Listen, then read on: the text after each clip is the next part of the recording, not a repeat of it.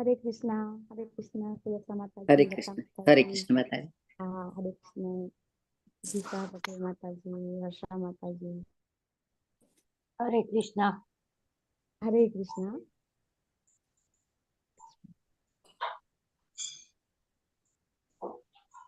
अवाज બધું ક્લિયર છે માતાજી? સુરક્ષા માતાજી, આરતી માતાજી। हरे कृष्णा। हाँ माताजी, બધું કમ્પ્લીટ।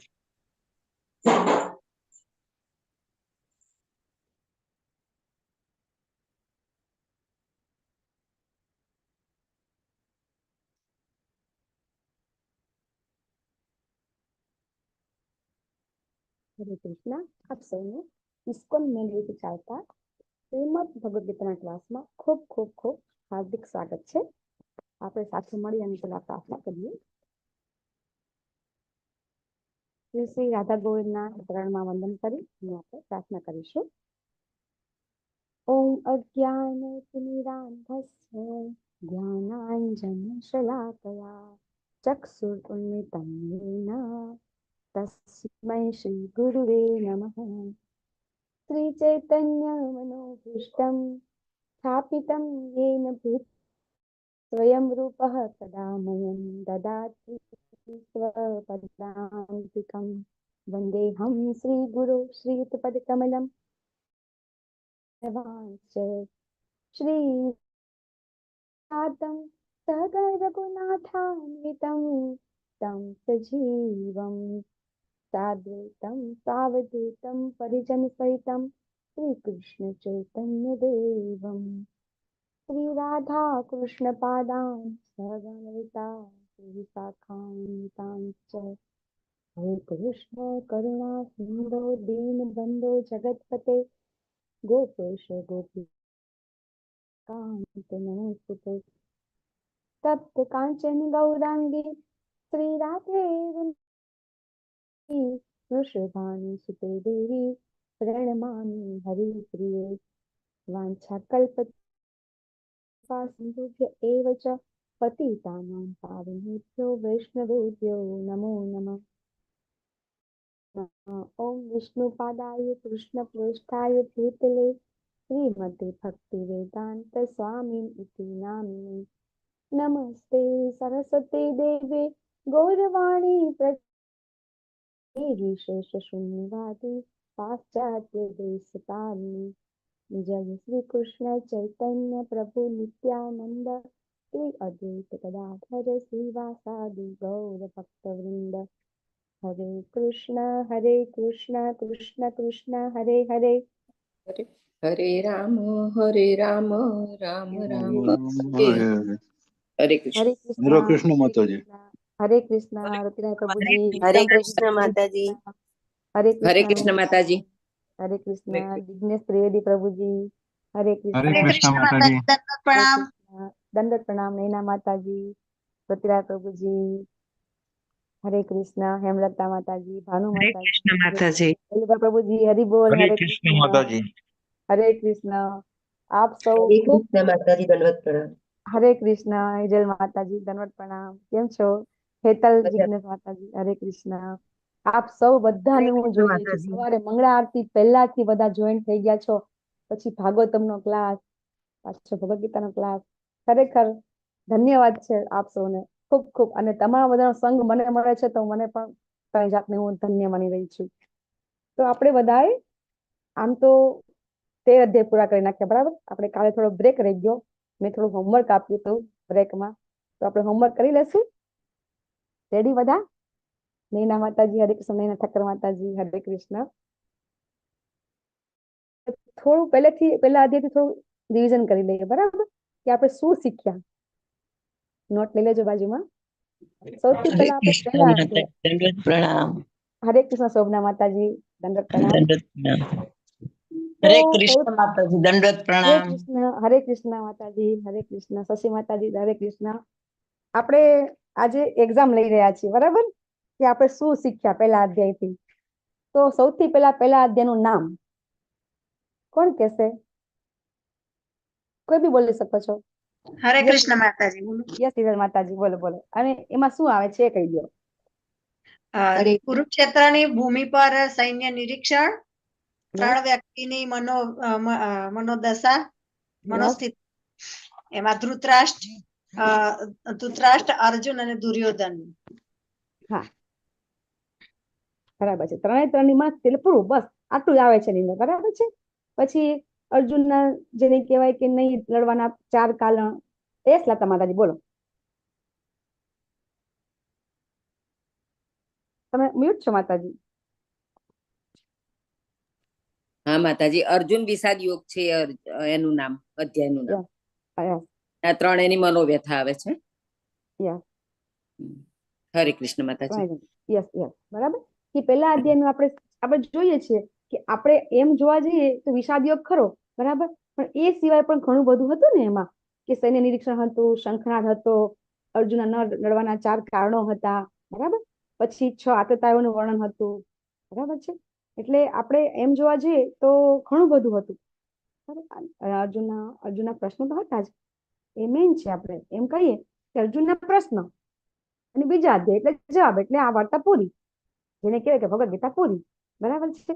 છતાં પણ ભગવદ ગીતામાં આપણને આગળ જેમ જેમ આપણે સમજીએ છીએ કે કૃષ્ણ અને અર્જુનનો સંવાદ છે આખી ગીતાની અંદર. કોઈ એવું નથી કે કોઈ એક જણ ઉપદેશ આપ, ના. જ્યારે આપણે કોઈ શીખતા હોઈએ, જો એટલા માટે જ આપણે એમ કહીએ છીએ કે ક્વેશ્ચન થવા જોઈએ.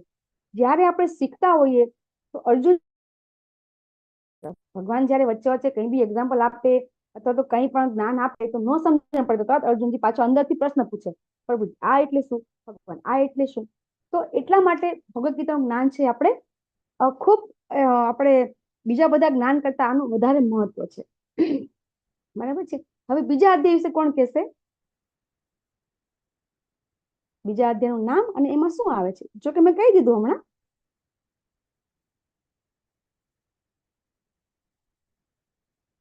બીજા અધ્યાયનું નામ ખાલી, યસ હિરલ પાઠક માતાજી, નામ કહેશો ખાલી. સાંખ્યયોગ અથવા તો ગીતાનો સાર. આત્મા અને પરમાત્માનું જ્ઞાન આપે છે ભગવાન આમાં, અને શરણાગતિ શ્લોક આવે છે આમાં. અને ભગવાન અર્જુનજીના જે યુદ્ધ ન કરવાના કારણો હતા એમાંથી જવાબ આપે છે ભગવાન બીજા અધ્યાયમાં. થેન્ક યુ માતાજી. આપણે શરીર નથી, આપણે આત્મા છીએ. હા, ભગવાન એમનો પહેલો ઉપદેશ આપે છે. ભગવાન એમનું જ્ઞાન આપવાનું શરૂઆત કરે છે, પણ ક્યારે? જ્યારે અર્જુનજી શરણાગત થાય છે ત્યારે, બરાબર. અને ભગવાન છે એ આત્મા પરમાત્માનું જ્ઞાન આપે છે, બરાબર છે. ઓકે, યસ પૂરી માતાજી. અધ્યાય 3.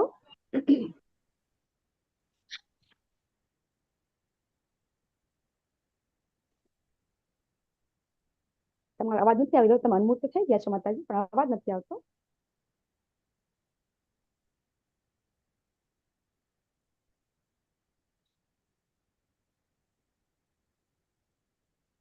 પૂરી માતાજી અવાજ નથી આવતો. હરે કૃષ્ણ.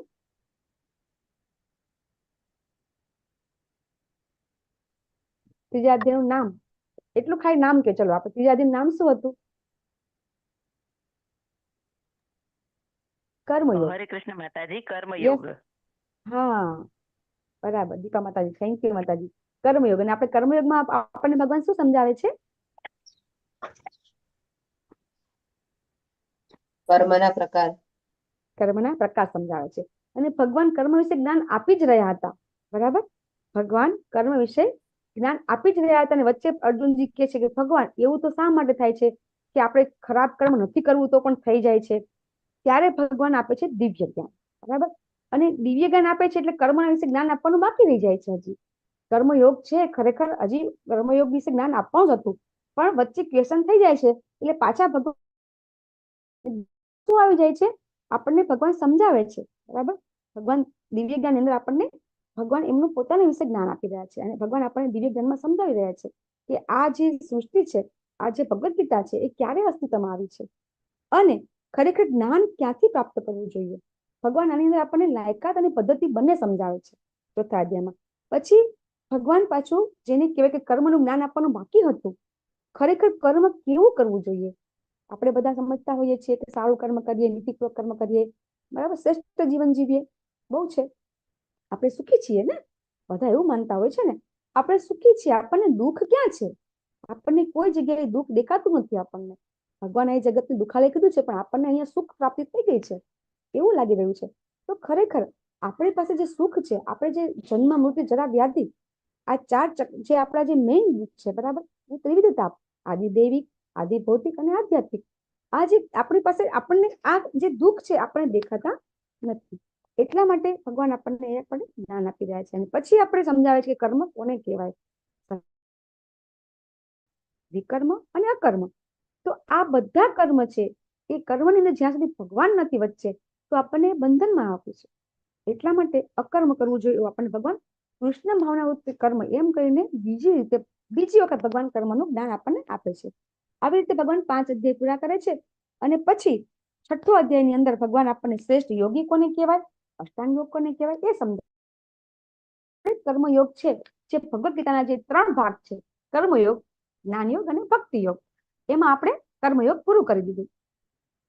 પછી 6થા અધ્યાય અંતે ભગવાન સમજાવે છે. છેલ્લો શ્લોક કયો હતો 6થા અધ્યાયનો? યોગીનામપી સર્વેસામ, શ્રેષ્ઠ યોગી કોને કહેવાય, મત ગતેન અંતરાત્મના. ત્યારે ભગવાન એમ કહે છે કે જે વ્યક્તિ શ્રદ્ધાથી અંતઃકરણમાં મારું જે ચિંતન કરે છે, બરાબર, જે વ્યક્તિ અંતઃકરણપૂર્વક શ્રદ્ધાવાન ભજતે યોમાં સમયુક્તતમ મત, એ વ્યક્તિ છે એ જ શ્રેષ્ઠ યોગી છે એવું ભગવાન સમજાવે છે. ત્યારે અર્જુનજીને એમ થાય છે કે તમારું અંતઃકરણપૂર્વક ચિંતન કરવું હોય તો તમારા વિશે જ્ઞાન આપો. તો ભગવાન આપણને થોડું જ્ઞાન આપી રહ્યા છે. પહેલા જયારે બીજો અધ્યાય હતો ભગવાને પહેલો ઉપદેશ આપ્યો કે આપણે શરીર નથી, આત્મા છીએ. પછી 7મા અધ્યાયમાં ભગવાન આપણને કહે છે કે મારાથી શ્રેષ્ઠ એવું કોઈ નથી, મતઃ પરતરમ ન અન્યત કિંચિત ધનંજય. આ શ્લોકમાં ભગવાન આપણને કહે છે કે મારાથી શ્રેષ્ઠ એવું કોઈ નથી. અને પછી ભગવાન શા માટે પછી એમના 7મા અધ્યાયની અંદર જે 3 પ્રશ્નો આવે છે, જે અધિયજ્ઞ, અધ્યાત્મ, અર્જુનજી પ્રશ્ન કરે છે, પ્રશ્નના ભગવાન જવાબ આપે છે. પછી માટે આપણને પછી ભગવાન વચ્ચે થોડીક આપણને કેવું 8મા અધ્યાયમાં સમજાવે છે. અધ્યાયમાં ભગવદ ગીતાનું મિડલ વચ્ચો ત્યાં ગુહ્ય કે ભક્તિ કેવી રીતે કરવી. હરે કૃષ્ણ માતાજી. માતાજી વોઇસ કપાય છે. ઓકે.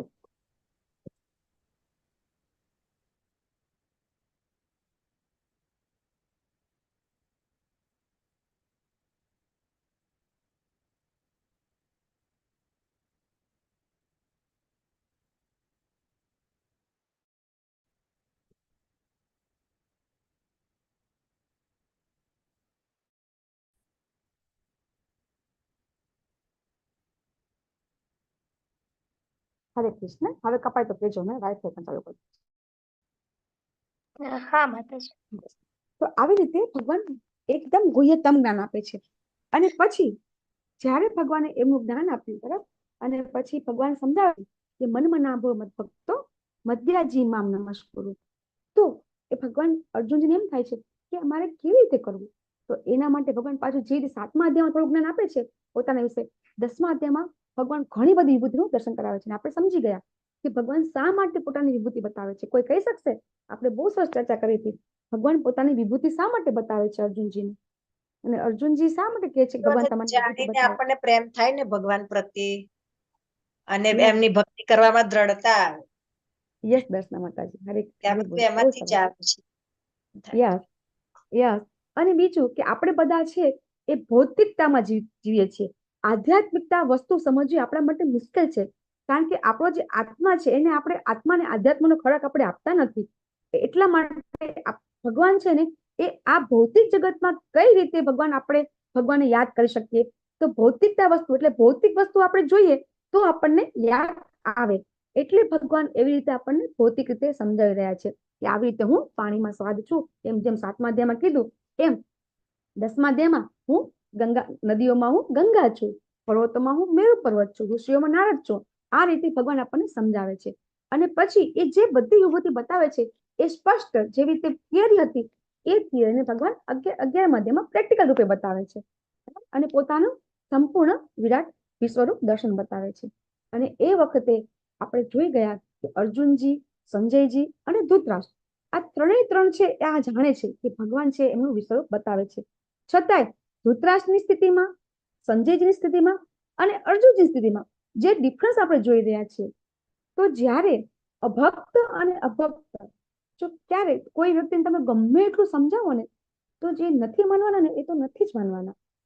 એટલે ધૃતરાષ્ટ્રને સંજયજી સ્વયં બતાવી રહ્યા છે, એમ કહી રહ્યા છે કે ભગવાનના મોઢામાં બધા કૌરવો છે એ પ્રવેશ કરી રહ્યા છે, બધા સેનામાંથી પ્રવેશ કરી રહ્યા છે, છતાં પણ ધૃતરાષ્ટ્રની આંખો ખુલતી નથી. એટલે આપણે ભગવદ્ ગીતાની અંદરથી, મહાભારતના યુદ્ધની અંદરથી જે બધાની જે મનસ્થિતિ બતાવે છે, એક ચિત્ર દર્શાવે છે, એ સંપૂર્ણ ચિત્ર અત્યારના યુગ છે કે દરેક યુગને સ્પર્શ થાય છે કે દરેક વ્યક્તિ છે એ કેવી રીતે ધૃતરાષ્ટ્ર છે, દરેક વ્યક્તિ કેવી રીતે દુર્યોધન છે અને કેવી રીતે અર્જુન છે, એ આપણે સમજી શકીએ છીએ. આવી રીતે આપણે ભગવાન 11 અધ્યાય સુધી બતાવે છે. અને પછી 12મો અધ્યાય પ્યોર ભક્તિમય સેવા, ભગવાનની ભક્તિમય સેવા કેમ કરવી, એમાં ભગવાન પોતે ધીમે ધીમે ધીમે અનન્ય ભક્તિ કર, સાધના ભક્તિ કર, મારા માટે કર્મ કર, સમાજ માટે કર્મ કર અને છેટે તું જ્ઞાન કર, જ્ઞાન યોગ કર. આવી રીતે ભગવાન એક પછી એક સ્ટેપ નીચે ઉતરતા એવી રીતે સમજાવે છે કે તું કંઈ પણ કર, પણ એમ કરતા કરતા મને પ્રાપ્ત કર. એટલે દરેક અધ્યાયની અંદર ભગવાન ફક્ત ને ફક્ત આપણને ભક્તિ વિશે સમજાવે છે. દરેક અધ્યાયમાં ભગવાન એમ કહે છે કે સર્વશ્રેષ્ઠ કોણ છે, તો કે ભક્તિ યોગી, ભક્તિ યોગી, ભક્તિ યોગી. એટલા માટે ભગવદ્ ગીતાનું જે મેઇન, કે ભગવદ્ ગીતાની અંદર ભગવત પ્રાપ્તિ કરવી હોય તો ફક્ત ને ફક્ત ભક્તિ દ્વારા કરી શકાય. અને પછી પરમ દિવસે આપણે અધ્યાય જ્ઞાન યોગ ચાલુ કરીએ, બરાબર. અને આપણે એ પણ સમજ્યા કે શા માટે આપણે જ્ઞાન લેવું જરૂરી છે. ઓકે, તો આપણે જ્ઞાનની વ્યાખ્યા શીખ્યા પરમ દિવસે, બરાબર. પુરુષ, પ્રકૃતિ અને ચેતના, એ અધ્યાયમાં આપણે ભગવાને આપણને પ્રકૃતિ વિશે, પુરુષ વિશે આપણે સમજ્યા. તો હવે આપણે જ્ઞાની કોને કહેશું? આમ તો જ્ઞાનની વ્યાખ્યા આગળ આવી ગઈ, આપણને 8 થી 12 શ્લોકમાં ભગવાને જ્ઞાનની વ્યાખ્યા પણ આપી. તો જ્ઞાની આપણને કેવી રીતે ખબર પડે કે આ વ્યક્તિ જ્ઞાની છે? આપણે 13મા અધ્યાયમાં પરમ દિવસે શીખી ગયા કે જ્ઞાની કોને કહી શકાય. હરે કૃષ્ણ. પરમ પિતા એ ઈશ્વર પરમાત્મા શ્રી કૃષ્ણ છે, એ સમજી લે જ્ઞાની કહેવાય. યસ માતાજી, બહુ સરસ. જો શ્રીમદ ભાગવતમની અંદર 5મો સ્કંદ 18મો અધ્યાય અને 12મો શ્લોક, એમાં બહુ સરસ શ્લોક છે. યસ્યાસ્તિ ભક્તિ ભગવત્ય અચિંત્યના સર્વેદ ગુણસ્તત્રે સમાસ્તે સુરા. જે મનુષ્ય ભક્તિની વિશુદ્ધ અવસ્થા પ્રાપ્ત કરી લીધી છે, તેની અંદર જ્ઞાનના સર્વ ગુણો વિકસિત થાય છે. જો એક વૃક્ષ છે, એક વૃક્ષની અંદર ફળ છે અને એક વૃક્ષની અંદર ફળ નથી, તો બે વૃક્ષમાં ફેર શું થાય? એની ડિફરન્સ શું છે? બેની વચ્ચે તફાવત શું છે? એક વૃક્ષની અંદર આખું લચોલચ કેરીથી ભરેલું છે, એક આંબો છે, અને એક આંબો છે એની પર એક કેરી નથી. તો એ બે ઝાડને તમે દૂરથી જુઓ તો શું ડિફરન્સ લાગે તમને? બે ઝાડ વચ્ચે આપણે નજરે જોઈએ આપણે તો બે વૃક્ષ વચ્ચે આપણને શું ફરક લાગે?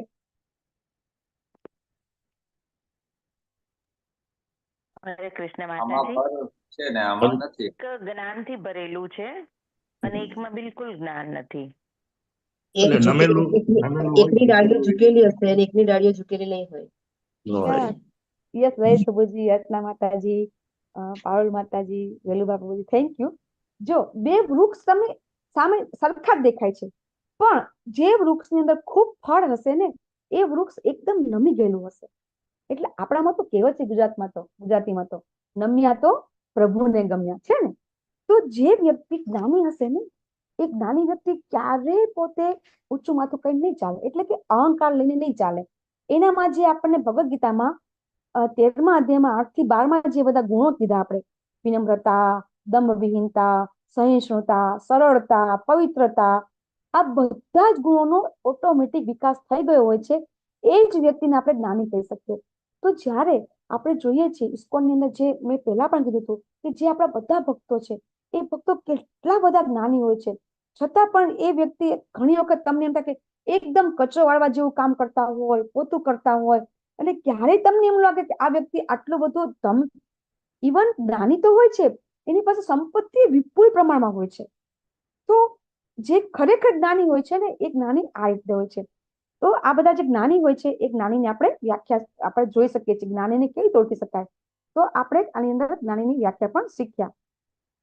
તો 13મા અધ્યાયમાં આપણે બીજું શું શીખ્યા કે ભગવાન આપણને શું સમજાવે 13મા અધ્યાય મેઇન શું શીખ્યા આપણે પરમ દિવસે પ્રકૃતિ પુરુષની ચેતનાની અંદર આપણે?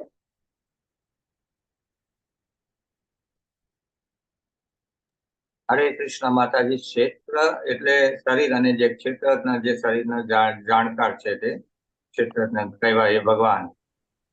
યસ, શરીરને આત્મા અને પરમાત્મા બે વ્યક્તિ શરીરના જાણકાર છે. હા, આત્માની સાઈઝ બરાબર છે. વાળના મૂળના 10,000 ભાગની જ છે. અને શરીર 5 તત્વોનું બનેલું છે: અગ્નિ, જળ, વાયુ, પૃથ્વી ને આકાશ. 5 જ્ઞાન ઇન્દ્રિય Yes.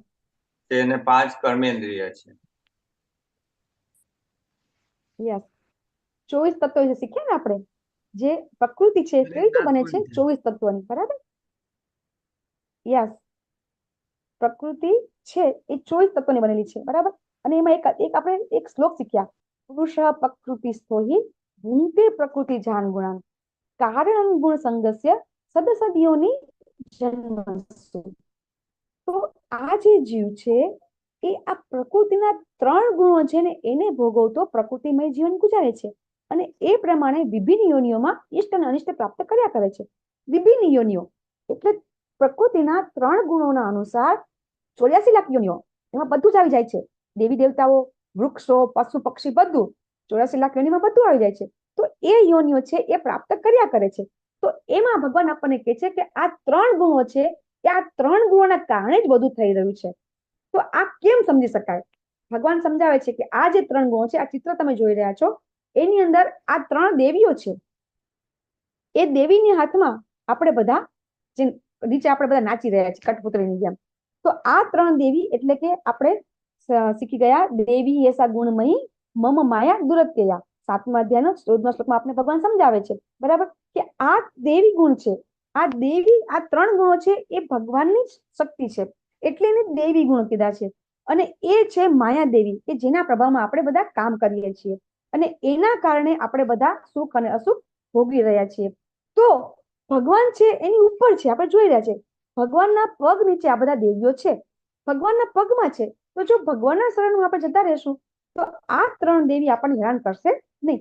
તો જો આપણે આ અધ્યાય 14મો અધ્યાય એવું સમજાવે છે કે એટલું બધું શ્રેષ્ઠ છે કે આ અધ્યાય સમજી જઈએ ને આપણે તો પરમ સિદ્ધિ, જે લોકો સિદ્ધિ પ્રાપ્ત કરે છે એવા ગુણો છે આપણે પણ પ્રાપ્ત કરી શકીએ છીએ. એટલા માટે આ અધ્યાય જે સમજી જાય અને આ અધ્યાય સમજવામાં આવે તો આગળ 17મો અધ્યાય પણ આપણને સમજી જવાશે. તો આ 3 ગુણ આપણે સમજવાનું છે કે શા માટે આપણે 3 ગુણના પ્રભાવમાં આવી જઈએ છીએ, કેવી રીતે અવાય છે, કેમ આપણે નિયંત્રણમાં નથી રહેતા, અથવા તો આપણને એમ થાય કે આવા 3 ગુણના નિયંત્રણમાં ભગવાન શું કેમ રાખે છે? આપણે બધાને ભગવાન સત્વગુણમાં કેમ રાખતા નથી, અથવા 3 ગુણ ઉપર કેમ રાખતા નથી? આવું શા માટે થાય છે? આ કોઈ કહી શકશે? કે આપણો જેવો જન્મ થાય છે એટલે આપણે એમ કહીએ છીએ કે આપણા ગુણો પ્રમાણે, આપણા કર્મ પ્રમાણે આપણે કામ કરતા રહીએ છીએ. તો આવું કેમ થાય? કેમ બધા સારા જ કામ ન કરે? એવું થાય નહીં કે ભગવાન આવું શા માટે કરે છે? કેમ બધાને ભગવાન ખરાબ કર્મ કરવા પ્રેરે છે, અથવા તો બીજા ખરાબ કામ કરે છે, કોઈ સારા કામ કરે છે? કોઈ સારા વ્યક્તિ હોય તો એને ખરાબ ફળ ભોગવવું પડે છે, કોઈ ખરાબ વ્યક્તિ હોય છે તો અત્યારે સારા કર્મ ભોગવતો હોય છે. આવું બધું શા કારણે થાય છે? આવી વ્યવસ્થા ભગવાને શા માટે કરી છે? હરે કૃષ્ણ. યસ, કર્મ પ્રમાણે સૌના કર્મ પ્રમાણે એને ભોગવવાનું હોય છે. એટલે એક સત્વગુણી એટલે હોય કે એને આગલા જન્મમાં સારું કાર્ય કર્યું હોય, 84 યોનિમાં ગમે તે યોનિની અંદર, એટલે એને એમાં જન્મ સત્વગુણી બને. અને રજોગુણી છે એને પણ એવું કાર્ય કર્યું એટલે એને કર્મનું ફળ મળે એમ.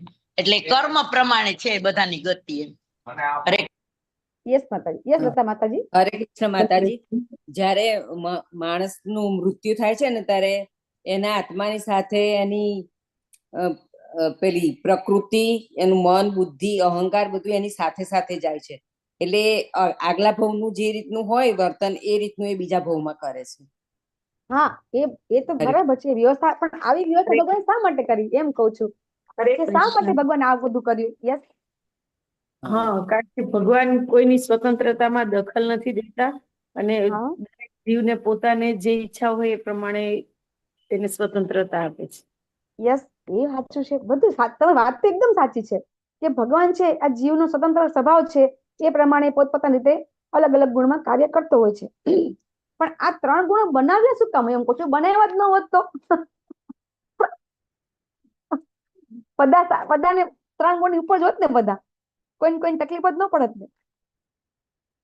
આ 3 ગુણો છે તો એના બંધનમાં આપણે આવીએ છીએ. એ બંધનમાં આપણે આવ્યા શું કામ આવીએ છીએ આપણે? માયાદેવી દ્વારા. હા, આ માયાદેવી જ છે. 3 ગુણો એટલે માયાદેવી. પ્રકૃતિ એટલે કે 3 ગુણો, પ્રકૃતિના 3 ગુણો, અને એનાથી આપણે બધા બંધાઈએ છીએ. કોઈ સારું કામ કરતું હોય, સત્વગુણમાં કામ કરતું હોય તો એ સોનાની સાંકળ આપણે આગળ સમજીશું. તો આ 3 ગુણો શા માટે એની ઉત્પત્તિ થઈ છે? હરે એમાં કૃષ્ણ તો- માતાજી. હા, અંકિતા આ માતાજી, yes. જેમ હા, તમે પેલું સમજાવ્યું હતું ને કે આપણે ભગવાનની ઈર્ષા કરીને એટલે આપણે અહીંયા આવ્યા છે અહીંયા ઉપર. તો મને લાગે મારા મત મુજબ કે આપણું મતલબ કે આપણું ભક્તિમાં પ્રગતિ થાય ને આપણે આ બધાનું પાર કરી શકીએ ને બધું લેવલ ટેસ્ટ પાસ કરીને આપણે એમના ધામમાં પાછા જઈએ એના માટે બનાયા હોઈ શકે. યસ માતાજી, યસ જનક માતાજી, જનક નંદિની હા, માતાજી. એવું મને લાગે છે મારા મત મુજબ. હા હા, 3 તમે ગુણો. મ્યુટ થઈ ગયા માતાજી. અનમ્યુટ થાવ, મ્યુટ થઈ ગયા.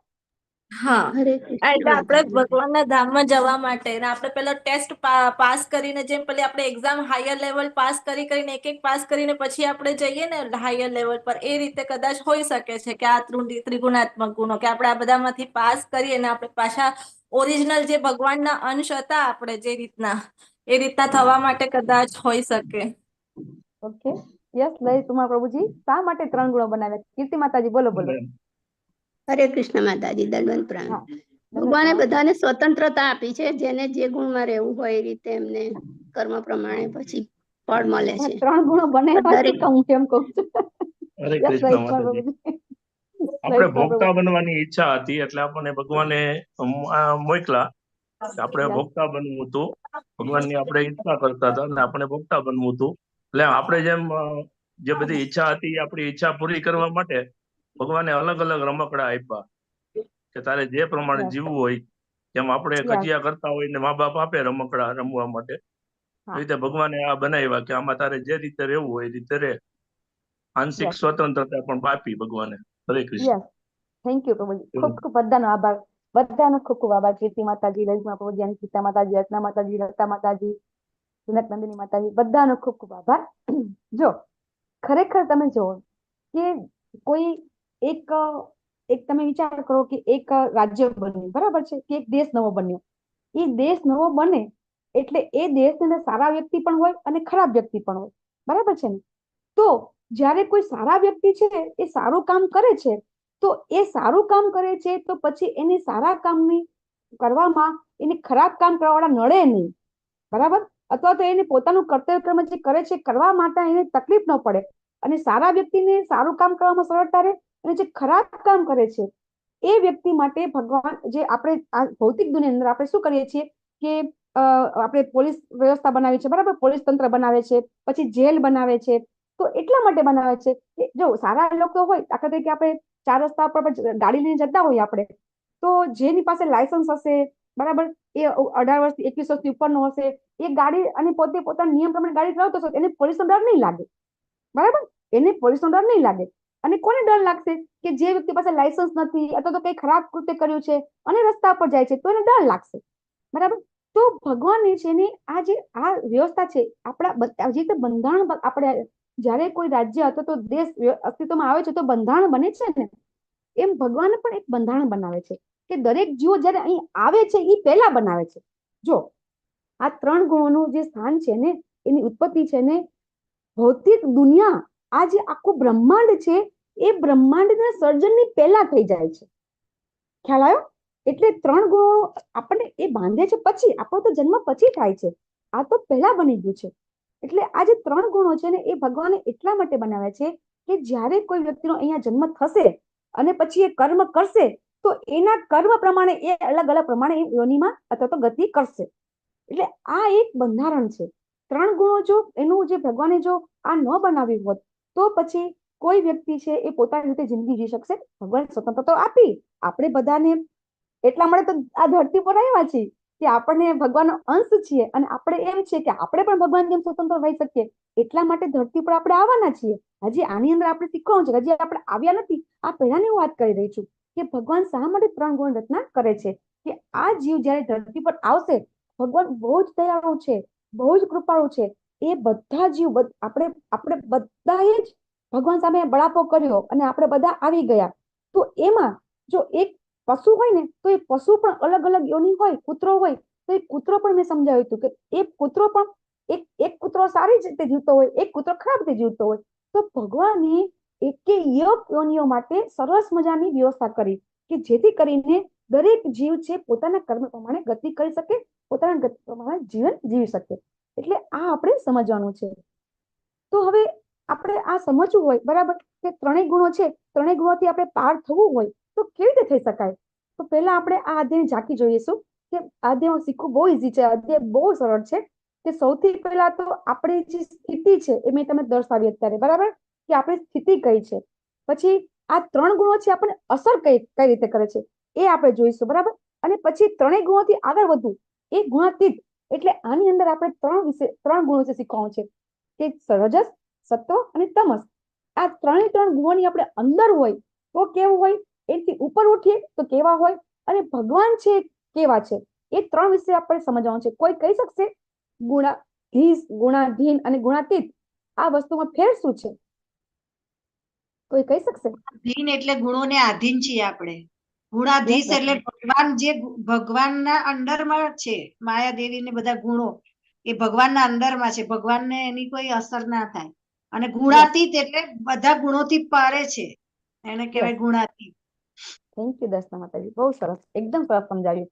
જો આપણે બધા છે ને ગુણોના આધીન છીએ એટલે આપણે ગુણાધીન છીએ. ભગવાન છે ગુણાધીશ છે. એ ગુણોના આ 3 ગુણો છે જે આપણા ચિત્રમાં જોયું તો આ 3 ગુણોની ઉપર છે એટલે ગુણાધીશ છે. એના ભગવાન અધિષ્ઠાતા છે એટલે ભગવાન છે ગુણાધીશ છે. અને આપણે બધા જયારે આ 3 ગુણોથી ઉપર ઉઠી જશું, જે બધા ઋષિ મુનિઓ છે, જે બધા આપણા મહાન આચાર્યો છે, એ બધા છે એ ગુણાતીત છે કે જે 3 ગુણોથી ઉપર છે. તો એને કહેવાય ગુણાતીત. તો ભગવાન તો ઉપર છે જ બરાબર, 3 ગુણ ઉપર છે એટલે ભગવાન કેવા છે? ગુણાતીત પણ છે અને ગુણાધીશ પણ છે બરાબર. આ વસ્તુ આપણે શીખવાની છે. તો હવે આ 3 ગુણોની ઉપર ઉઠવા માટે ભગવાને આપણને આખી ભગવદ ગીતા આપી દીધી.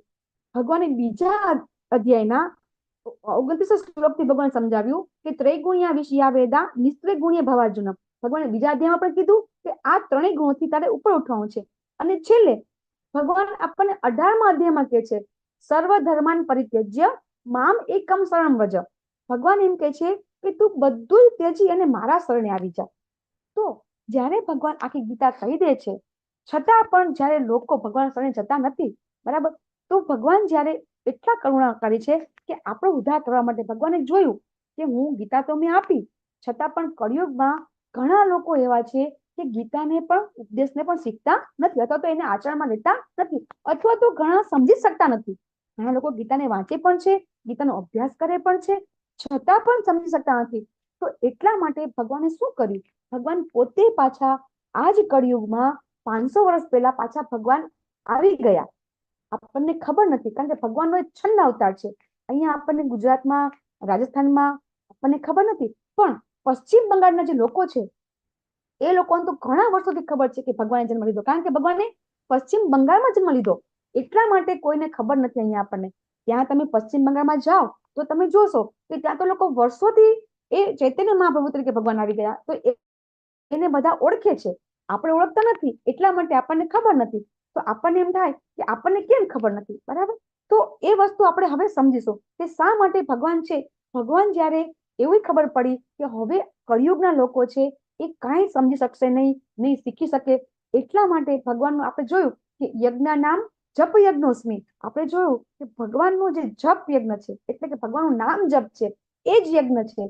તો એ નામ જપ આપવા માટે ભગવાન સ્વયં આજથી 500 વર્ષ પહેલા આવી ગયા. ઈસવીસન 1400 7માં અને ચૈતન્ય મહાપ્રભુનો જન્મ થયો હતો ઈસવીસન 1407 ની અંદર, 1405માં અને 1486માં એમની જન્મ થયો હતો. એમનો જન્મ 1405 સંવત 1405 પૂનમ મહામીનાની પૂનમની દિવસે થયો હતો અને ઈસવીસન 1486માં જાન્યુઆરી મહિનામાં થયો હતો. તો એ થવાના હતા તો એની આગાહી આ 9 ઋષિઓએ કરી હતી. આ 9 ઋષિઓ કોણ છે? કોઈ કહી શકશે? કે જે ઋષિઓએ આજથી ઘણા વર્ષો પહેલા ચૈતન્ય મહાપ્રભુનો જન્મ થવાનો છે એની આગાહી કરી હતી.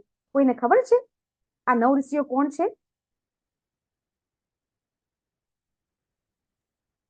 કવિ, હવિ, ચામસા 3 જ યાદ છે માતાજી. હા, આ મૂક્યા માતાજી. થેન્ક યુ કવિ ગીતા કવિ માતાજી. કવિ યસ. હવિ પીપલાયન હા. કરબાજન હા પછી 4 યાદ છે. હા, આ મૂક્યા છે પ્રભુજી સાઈડમાં.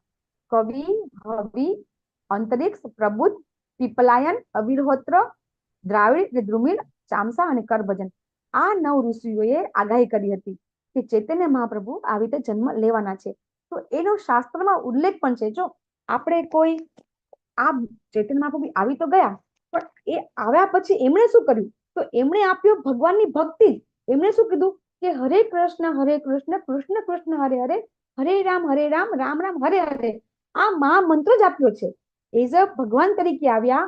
ભગવાન આવ્યા, પણ આવ્યા પછી એમને કોઈ આપણા સનાતન ધર્મના જે 4 ધારો આપણા ધર્મ છે એના જે મેઇન ઉદ્દેશ્ય છે એને ક્યાંય કોઈ જાતનો વિક્ષેપ કર્યો નથી. ઉપરથી એમણે આ જે 4 ધર્મ છે એના બધા લોકો શાંતિથી ભગવદ્ધામ એકદમ ઇઝીલી કળિયુગમાં કઈ રીતે જઈ શકે એ માટે મહામંત્ર આપવા માટે એ આવ્યા હતા. અને કરુણાનો અવતાર કહેવાય છે. એમ કહેવામાં આવે છે કે ચૈતન્ય મહાપ્રભુએ એવા લોકોનો ઉદ્ધાર કર્યો હતો કે જેને એક જગાઈ મગાઈ નામના રાક્ષસ હતા કે જે દ્વાપર યુગમાં જે બધા રાક્ષસ થઈ ગયા ને એ બધા રાક્ષસો જેટલા પાપ કર્યા હતા ને એ બધા પાપ ભેગા કરીએ ને તો આ એક રાક્ષસોના ભેગા ન થાય એટલા ખરાબ હતા. એનો પણ એમને ઉદ્ધાર કર્યો હતો. એટલે એ બહુ જ કરુણાના અવતાર હતા. તો ચૈતન્ય મહાપ્રભુના પ્રાગટ્ય વિશે આપણે જો કોઈ આગાહી કરવી હોય બરાબર, તો એની આ આપણે શ્રીમદ ભાગવતમના 11મા સ્કંદમાં 5મા અધ્યાયના 32મો શ્લોક છે કે કૃષ્ણ વર્ણવતી સા કૃષ્ણમ સાંગો પાંગાસ્ત્ર પાર્ષદમ. કે આ જે ભગવાન છે એ કૃષ્ણ વર્ણ નહીં હોય, એટલે કે ભગવાન સ્વયં કૃષ્ણ તરીકે આવશે, પણ એમનો જે વર્ણ છે એ કેવો હશે? કૃષ્ણ વર્ણ નહીં હોય. કલિયુગમાં કોણ સમજી શકશે? બરાબર. તો યજ્ઞ સંકીર્ત પ્રાયે જંતી હિ સુમેધસા. સુમેધસા એટલે કોણ? કે જે બુદ્ધિશાળી મનુષ્ય હશે એ જ ભગવાનને જાણી શકશે. કળિયુગમાં બુદ્ધિશાળી મનુષ્યો આ નિરંતર ભગવાનનું નામ ગાન કરતા ભગવાનના અવતારનું સામૂહિક સંકીર્તન કરે છે. અને ભગવાનનું વર્ણ આ વખતે શ્યામ વર્ણ નથી, કૃષ્ણ વર્ણવતી સા કૃષ્ણમ, એટલે કે કૃષ્ણ વર્ણ નથી એમનો. એમનો વર્ણ કેવો હશે એ આપણે આગળ સમજીશું કે એમનો વર્ણ છે એ એકદમ ગોલ્ડન કલરનો હશે. અને એ છે એ કેવી રીતે આવશે? તો એ કહે છે કે બધા સાથીઓ, સેવકો, આયુધો અને અંતરંગ પાર્ષદો સાથે આવશે. ચૈતન્ય મહાપ્રભુ જે જન્મ લેશે ત્યારે નારદજી, રાધા રાણી, વિષ્ણુ ભગવાન, શંકર ભગવાન બધા આવતા લેશે. એટલે બધાની સાથે ભગવાન છે પોતે અહીંયા જન્મ લેશે. એવું ચૈતન્ય મહાપ્રભુના જન્મ વિશે ભાગવતમાં વર્ણન છે. જો ભાગવતમની અંદર તમે જોશો તો જ્યારે ભાગવતમ જ્યારે લખાયું ત્યારે બુદ્ધ ભગવાન જન્મ નહોતો થયો, પણ એની અંદર બુદ્ધ ભગવાનનું પ્રાગટ્ય છે, એની અંદર કલ્કી ભગવાનનું પણ પ્રાગટ્ય છે. એટલા માટે જે ભાગવતમ છે એ આપણે એનો રેફરન્સ છે આપણે લઈને કહી શકીએ છીએ. પછી પ્રહલાદ મહારાજ છે બરાબર, એ શ્રીમદ ભાગવતમના જે 7મા અધ્યાય છે એમાં ઉપદેશમાં શું કહે છે? છન્ન કલૌ યદ ભક્તિસ્ત્ર યુગ અથ સત્વમ. જે ભગવાન છે એ ભગવાનનો અવતાર છે આ યુગમાં છન્ન અવતાર તરીકે, કે જે બધા સમજી શકશે નહીં. અને ગરુડ પુરાણ તો આપણે બધા, જો આપણને કદાચ બીજું કોઈ વાંચતા ન હોય પણ ગરુડ પુરાણ તો બધા વાંચતા જ હશે બરાબર. તો એની અંદર લખ્યું છે અહમ પૂર્ણો ભવિષ્યામિ યુગ સંધ્યામ વિશેષત. હું છે ને આ સંધ્યાના એટલે કે આપણો જે કળિયુગ છે બરાબર, એ કળિયુગની પહેલા અને દ્વાપરની સંધ્યા માયાપુર નવદીપે ભવિષ્યામિ સચીસુત. કે હું નવદીપ માયાપુરમાં સચી માતાનું નામ પણ આપ્યું છે. સચી માતાના પુત્ર તરીકે કળિયુગની પહેલા યુગ સંધ્યા એટલે કળિયુગની પહેલા હું પહેલા ચરણમાં મારા સંપૂર્ણ આધ્યાત્મિક સ્વરૂપમાં પ્રગટ થઈશ. તો જો કળિયુગની પહેલા એટલે ક્યારે? આજે આપણે જોઈએ છે કે આપણે કળિયુગના 5000 વર્ષ 117 વર્ષ થઈ ગયા, બરાબર છે.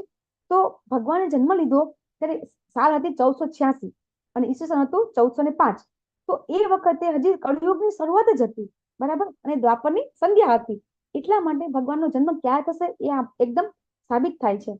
પછી ગરુડ પુરાણમાં એમ પણ કહ્યું છે, બરાબર, કે કલયુગના પ્રથમ ચરણમાં ભગવાન જગન્નાથ કે જે દિવ્ય દારૂ બ્રહ્મ તરીકે અવતરિત થયા છે તેની નજીક પૂર્ણ પુરુષોત્તમ પરમેશ્વર સ્વર્ણકાંતિ ધરાવતા સ્વરૂપે પ્રગટ થશે.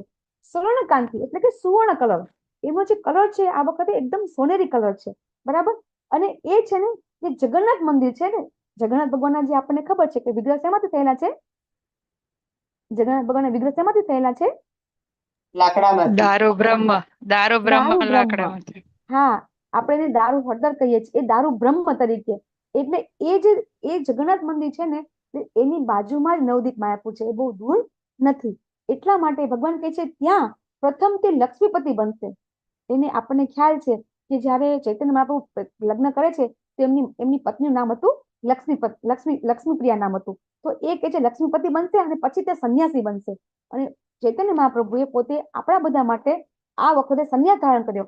કારણ કે જયારે મહાપ્રભુએ જન્મ લીધો ને એ વખતે વાતાવરણ એવું હતું ને કે લોકો છે ને એ સાધારણ લોકોનું માનતા ન હતા.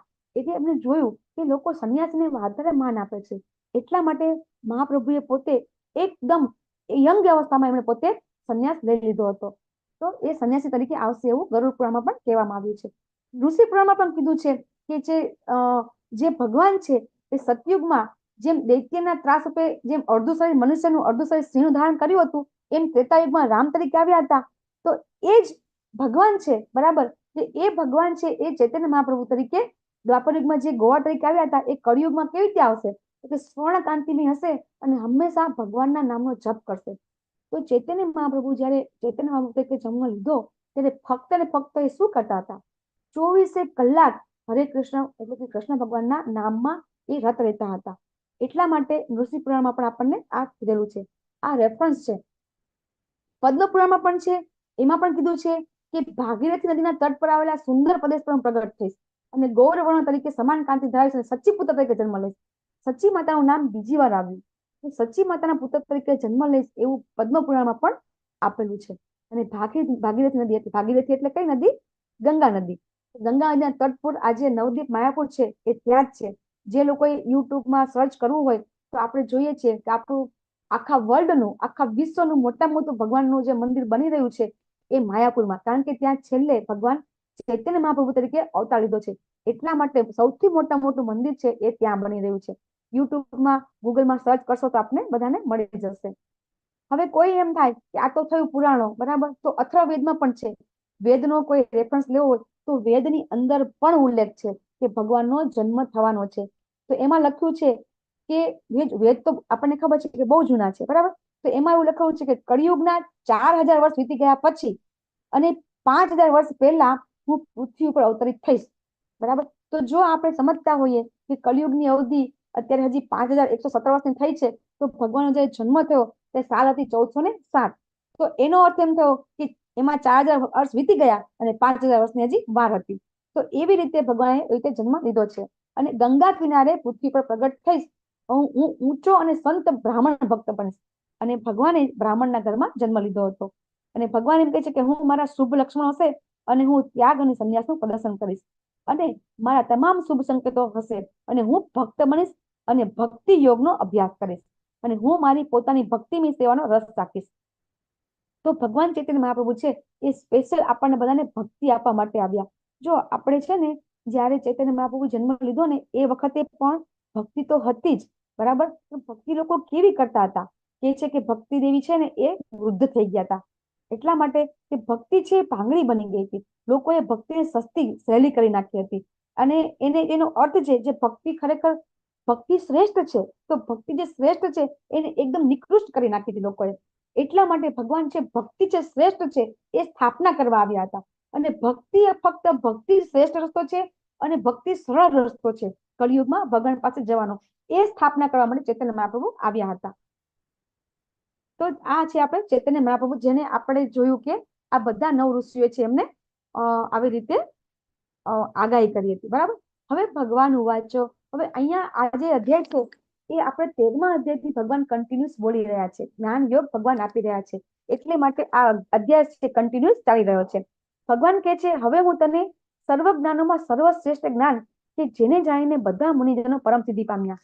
મેં તમને પહેલા પણ કીધું કે આ 14મા અધ્યાયનું જે જ્ઞાન છે એ સર્વશ્રેષ્ઠ શા માટે છે? બરાબર, કે જે ભગવાને પરમ ગુહ્ય, ગુહ્યતર અને ગુહ્યતમ જ્ઞાન આપ્યું, તો એ જ્ઞાન છે ને એ જ્ઞાન છે આત્મા પરમાત્માનું જ્ઞાન છે.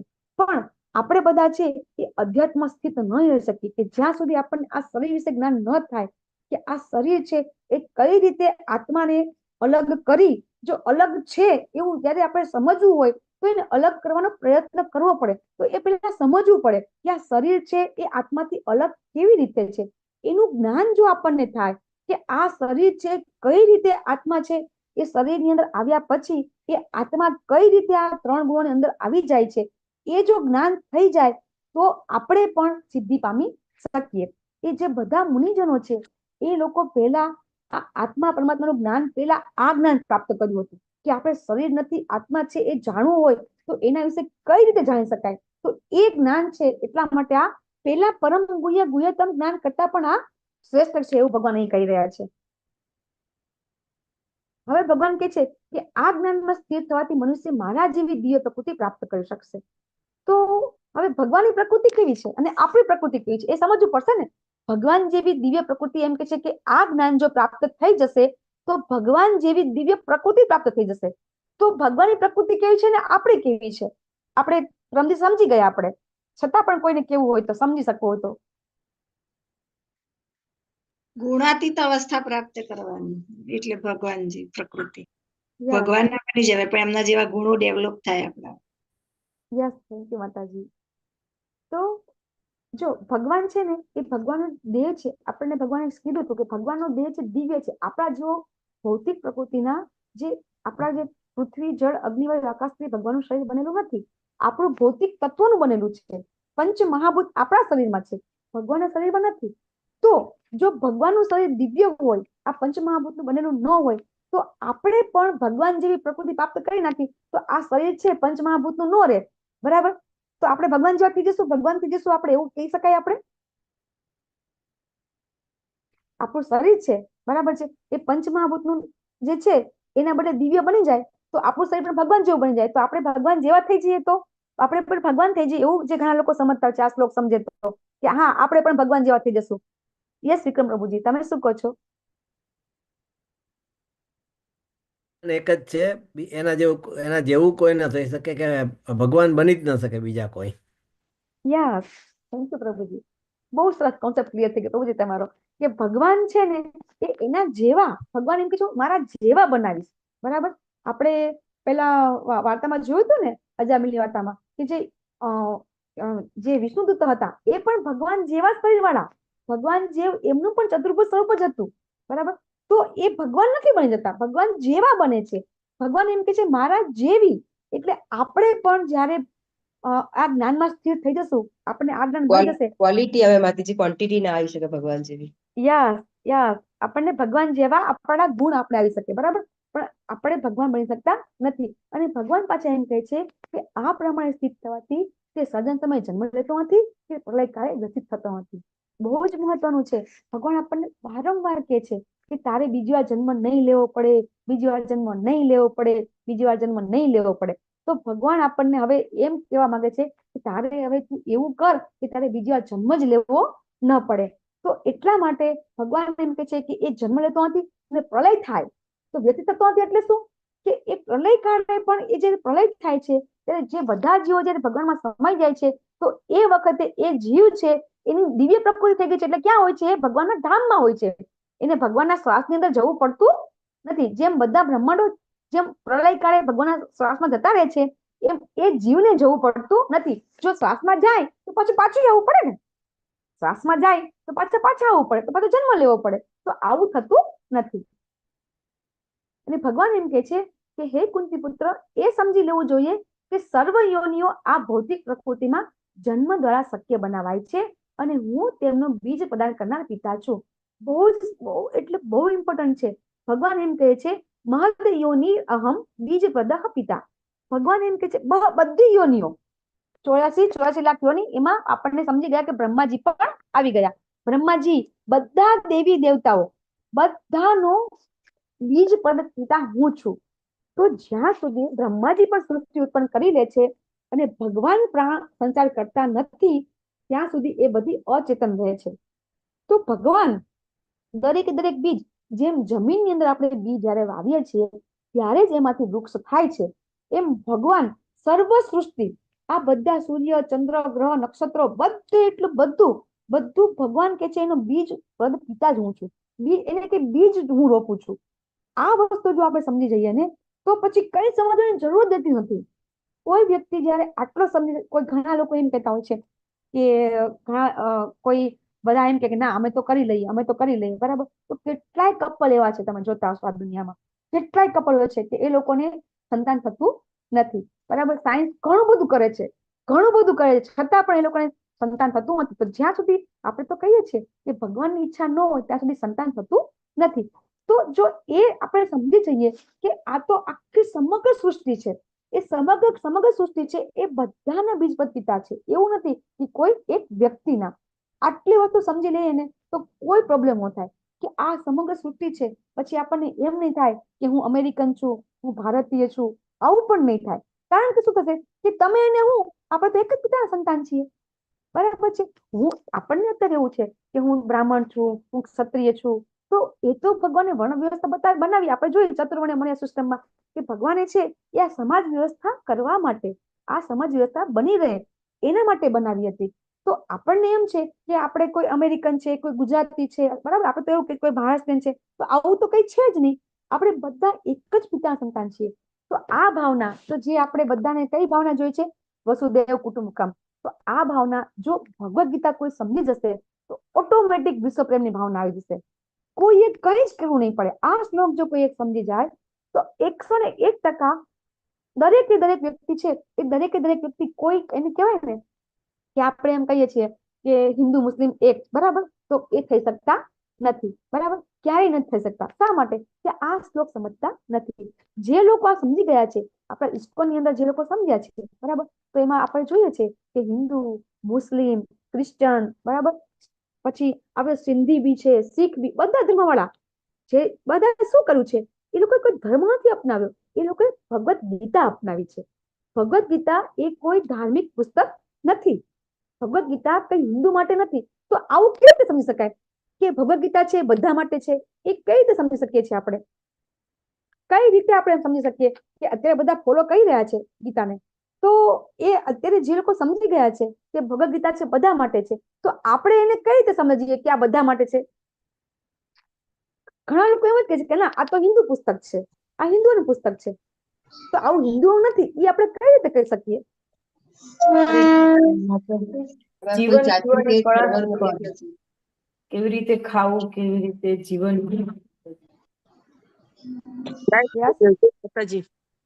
યસ પૂરી માતાજી.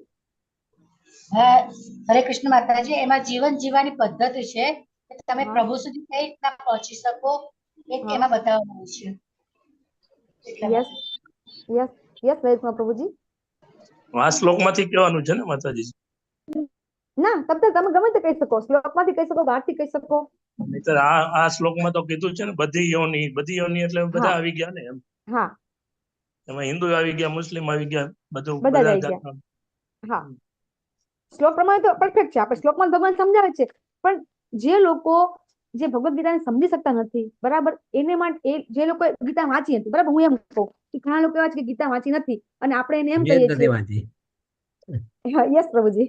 તો હવે હું એમ કહું પ્રભુજી, મેં જ નથી વાંચી ક્યારેય. આ પહેલી વાર બધું સાંભળી રહ્યો છું. હરી બોલ. બહુ જ ધન્યવાદ પ્રભુજી. તો આપણે જો એટલી તો આપણને ખબર છે ને કે આ જે વૈદિક સાહિત્ય છે, બરાબર, જે વૈદિક શાસ્ત્રો છે એ આજકાલના છે નથી ને. વૈદિક શાસ્ત્રો છે એ આ જે જ્ઞાન છે એ એટલી તો બધાને ખબર છે કે બધા જૂના છે, એટલે કે જે આપણા કળિયુગે નહોતો એ પહેલાના છે, બરાબર. તો જ્યારે આપણને બધાને ખબર છે કે સૌથી જૂની સંસ્કૃતિ કઈ છે આપણી છે ને આર્ય સંસ્કૃતિ, એમ કહેવામાં આવે છે કે સૌથી જૂની છે, બરાબર. તો જ્યારે આ બધા ભગવદ્ ગીતા જયારે લખાઈ ગઈ એ વખતે કોઈ ધર્મ એટલે કે આવું હિન્દુ મુસ્લિમ જેવું કઈ હતું જ નહીં.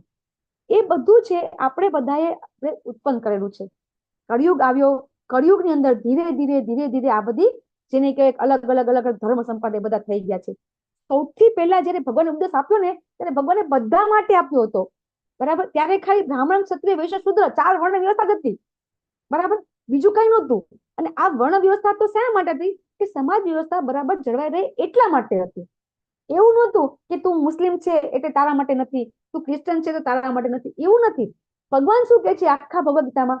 કે હું ભગવાન છું, એવું ભગવાન ગીતામાં કીધું. અને એ વર્લ્ડ ની અંદર કોઈ ક્રિશ્ચન સમજી ગયા, કોઈ મુસ્લિમ સમજી ગયા, કોઈ શીખ સમજી ગયા, બરાબર, અને બધા હિન્દુ સમજી ગયા. તો જે લોકો સમજી ગયા કે ભગવાન છે એક જ છે, બધા કહેતા તો હોય છે કે ભગવાન હંમેશા એક હોય, પણ માનતા નથી. એ શું કે ભગવાન એક છે પણ અમારા ભગવાન એ ખરા, ભગવાન એક છે એમ તો કે જ છે બધા, પણ પછી શું કે અમારા ભગવાન એમ, બરાબર. તો ભગવદ ગીતાની અંદર ભગવાન એમ કે, શ્રી કૃષ્ણ ભગવાન સ્વયં પોતે એમ કે છે કે હું પોતે ભગવાન છું.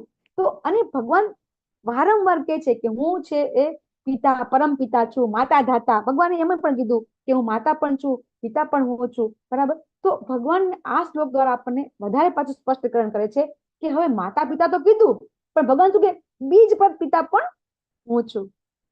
તો આ રીતે આ શ્લોકને ખરેખર બહુ જ સમજવો બહુ જરૂરી છે. આ શ્લોક આપણે જીવનમાં ઉતારવો બહુ જ જરૂરી છે.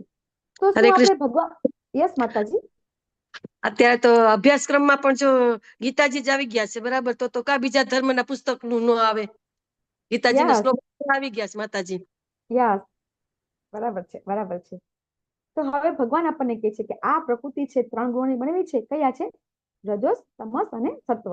અને જ્યારે આ જીવ, સનાતન જીવ કીધો, જીવને કેવો કીધો? સનાતન છે. આપણને ખબર છે જીવનો આદિ અંત નથી. આ જીવ આ પ્રકૃતિના સંસર્ગમાં આવે છે ને એટલે ગુણોથી બદ્ધ થઈ જાય છે, બરાબર.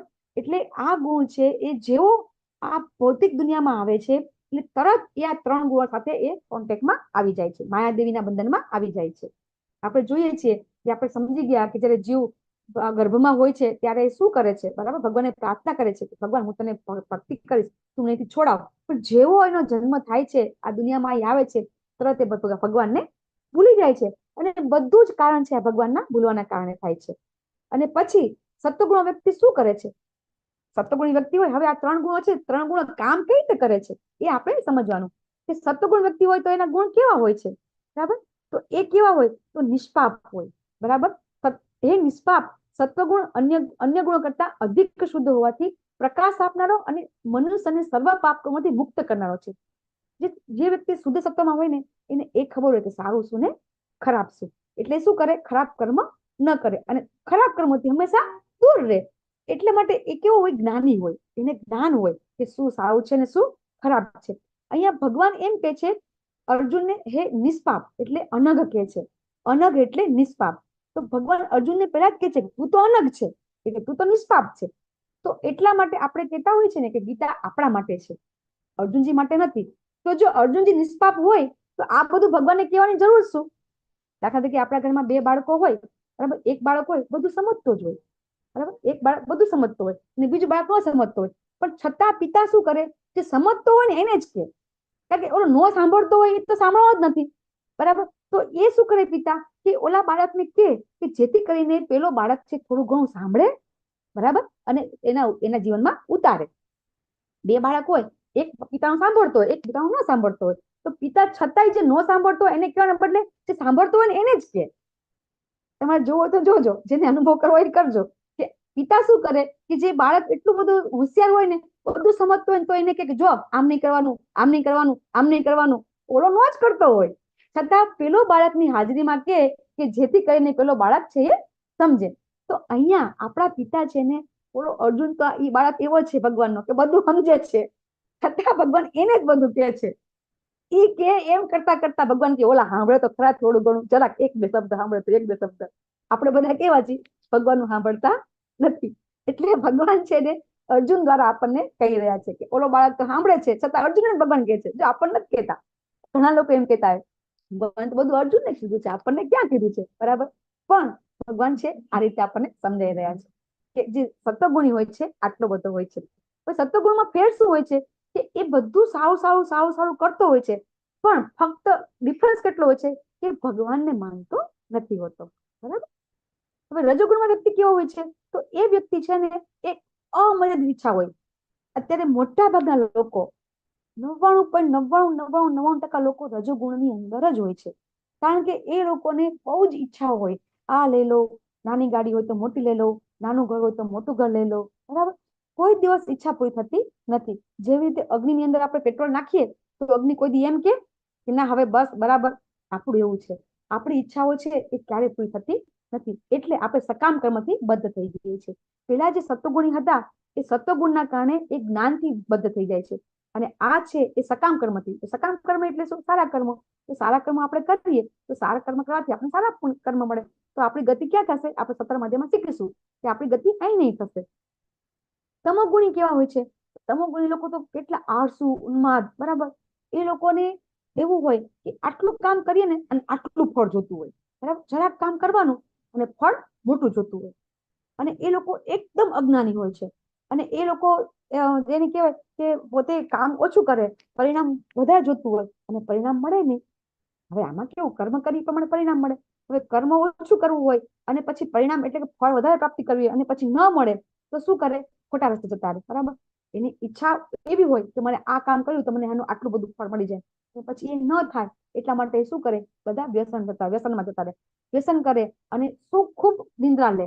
એ લોકો ખૂબ આળસુ હોય, ખૂબ વધારે પડતું એ લોકો નિંદ્રા લેતા હોય. તમોગુણી લોકો જેને કહેવાય કે એકદમ કોઈ જાતનું વૈદિક શાસ્ત્રનું જ્ઞાન ન હોય, કોઈ સારા વ્યક્તિ કઈ બે શબ્દ કે તો કોઈ દી સાંભળવું નહીં, કોઈ ઘરનાનું ન માને, વડીલોનું ન માને, બરાબર. કોઈ દિવસ કોઈ સારી વ્યક્તિનું માને નહીં. એટલા માટે એ લોકો તમોગુણમાં હોય છે. તમોગુણમાં હોય છે એના કારણે એ લોકો આવું વર્તન કરતા હોય છે. તો આપણને એમ થાય કે આવું કેવી રીતે થાય, બરાબર. તો આપણે પણ ક્યારેય રજોગુણમાં હોઈએ, ક્યારે તમોગુણમાં હોઈએ, ક્યારે સત્વગુણમાં. એવું તો કોઈ દી બને નહીં કે આપણે કાયમ સત્વગુણમાં હોઈએ. આપણે ગમે એટલા સારા વ્યક્તિ હોય. આજે હું છું, અત્યારે હું ક્લાસ લઈ રહી છું, તો પછી શું થશે? હું જોબ પર જઈશ.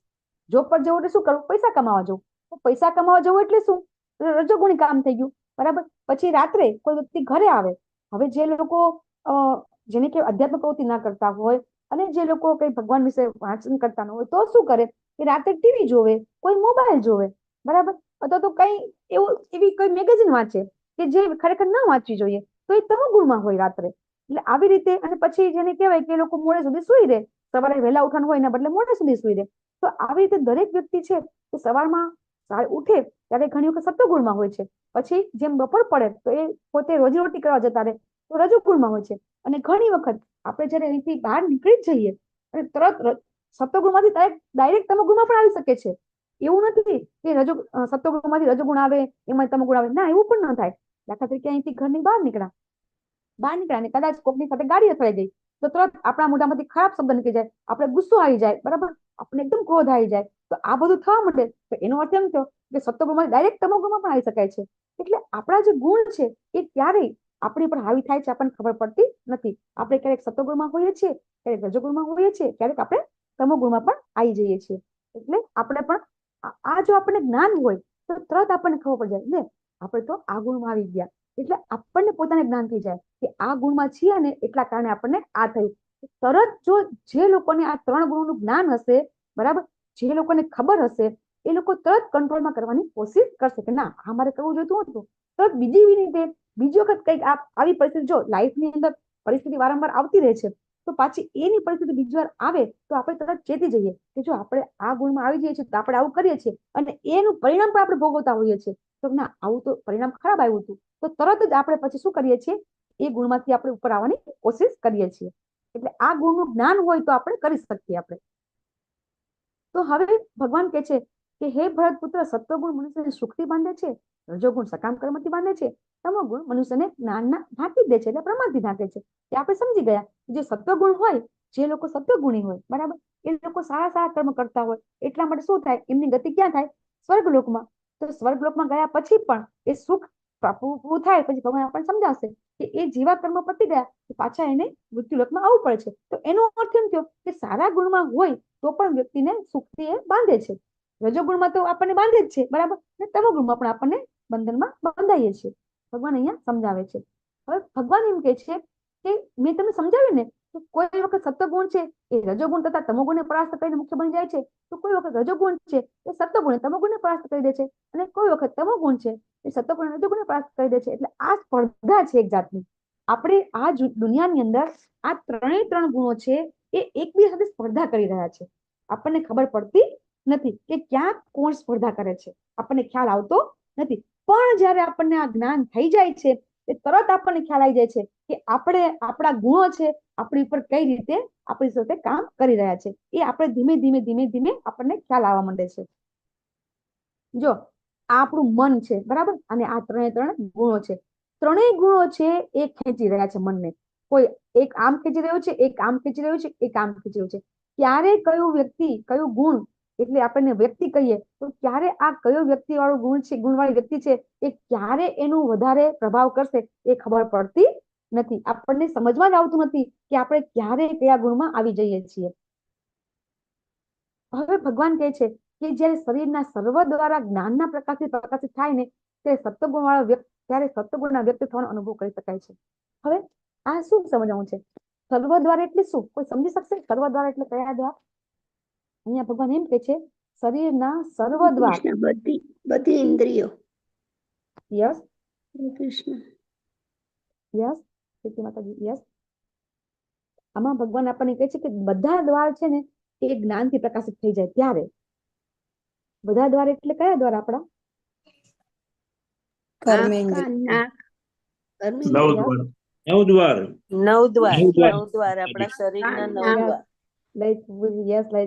માતાજી, યસ માતાજી, નીના માતાજી, યસ. જો આપણા શરીરમાં 9 દ્વાર છે, બરાબર. 2 આંખ, જે જગ્યાએ જે અત્યારે હું બોલી રહી છું, મોઢું એ દ્વાર છે, મુખ છે, જ્યાંથી હું બોલી રહી છું, બરાબર. તો આ એક દ્વાર છે. આ મોઢેથી હું જે ખાઈશ, બરાબર, એ જો સારું ખાઈશ ને, સત્વગુણમાં રહીશ ને તો હું સારું ખાઈશ, તો એનાથી એ આઉટપુટ પણ સારું આવશે. તો એવી રીતે દરેકે દરેક અત્યારે હું જે બોલી રહી છું, અત્યારે હું જે જોઈ રહી છું, અત્યારે જે સાંભળી રહી છું, બરાબર, એ દરેકે દરેક આ 2 આંખ છે, 2 કાન છે, 2 નસકોરા છે, મોઢું છે, ગુદા અને જનેન્દ્રિય. તો આ જે આપણી જે આ જે જ્ઞાનેન્દ્રિય છે, બરાબર, આ જે જ્ઞાનેન્દ્રિયો છે એ આ સાથે સાથે જ્ઞાનેન્દ્રિય જે સારું કામ કરશે ને તો જે આઉટપુટ વાળી જ્ઞાનેન્દ્રિય છે ને એ સારું જ કામ કરશે. તો જ્યારે આ જે આપણા જ્ઞાનેન્દ્રિયો છે એની અંદરથી આપણે જ્ઞાન આપીશું, મોઢાથી સારું સારું બોલશું, સારું સારું ખાઈશું, બરાબર, સેમ સારું જોઈશું, ભગવાનના દર્શન કરીશું, કાનથી આપણે સારી સારી વાતો સાંભળશું, ભગવાન વિશે સાંભળશું, બરાબર, નાકથી ભગવાનના ફૂલના સુંગનો સ્પર્શ કરશું.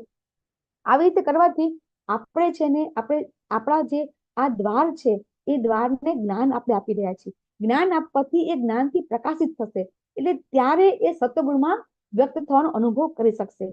જે આપણને પ્રભુપાદ છે આપણને બધાને સત્વગુણમાં લાવવા કોશિશ કરી રહ્યા છે. એટલા માટે આપણને 4 નિયમ અને આપણને 16 માળા કરવાનું કહે છે. તો 4 નિયમ છે એ 4 નિયમનું પાલન કરવાથી આપણા જ્ઞાનેન્દ્રિયો છે એ જ્ઞાનેન્દ્રિયો પ્રબુદ્ધ થઈ જશે ઓટોમેટિક. એ જ્ઞાનેન્દ્રિયો છે એટલે આ જ્ઞાનના જે દ્વાર છે, બરાબર, એ દ્વાર છે એ પ્રબુદ્ધ થશે. એટલા માટે આપણે સત્વગુણનો વિકાસ આપણે કરી શકીશું. આ 4 નિયમોનું પાલન કરવાથી આપણે સત્વગુણમાં આવી શકીએ છીએ. જો શુદ્ધ સત્વમાં આવતા પહેલા સત્વગુણમાં આવવું તો જરૂરી જ છે.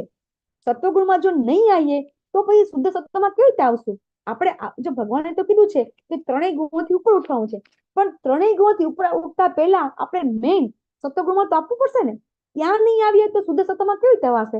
એટલા માટે ભગવાન અહીંયા એમ કહે છે કે પહેલા આપણા જે 9 દ્વાર છે એ 9 દ્વારને જ્ઞાન આપો, પછી જ આપણે સત્વગુણમાં આપણે સ્થિત થઈ શકશું. તો સૌથી પહેલા આપણે કરવાનું છે શું? આ જે 9 દ્વાર છે ને એ 9 દ્વારને આપણે 4 નિયમોનું પાલન કરતા શીખડાવવાનું છે, બરાબર છે. એ 4 નિયમોનું પાલન કરવાથી એ સત્વગુણમાં આવી જશે. ફક્ત ને ફક્ત જે લોકો 4 નિયમ પાલન કરતા હશે ને એ સત્વગુણમાં તરત આવી જશે. બધા આપણે 2-3 દિવસ આપણે વાતો કરી હતી ને કે જે ઘણા લોકો છે એ લોકોને જેને કહેવાય કે 4 નિયમોનું પાલન કરતા ગયા તો ઓટોમેટિક સ્વભાવમાં પરિવર્તન આવી ગયું, બરાબર. તો આ વસ્તુ છે, સ્વભાવમાં પરિવર્તન એટલે શું? સત્વગુણમાં આવી ગયા, બરાબર. જે લોકો ચા પીતા હતા એ ચા છોડી દીધી, બરાબર. જે લોકો ડુંગળી ખાતા હતા એ તમોગુણી ખોરાક ખાવાનું બંધ કરી દીધું. એટલે ઓટોમેટિક આપણું જે મન છે એ શાંત થઈ જાય છે, એટલે આપણે કેવા થઈએ છીએ? સત્વગુણમાં આવી જઈએ છીએ. એટલે આ જે 4 નિયમોનું પાલન કરવાથી આપણે આ જે દ્વાર છે આપણા પ્રકાશિત થઈ જાય છે.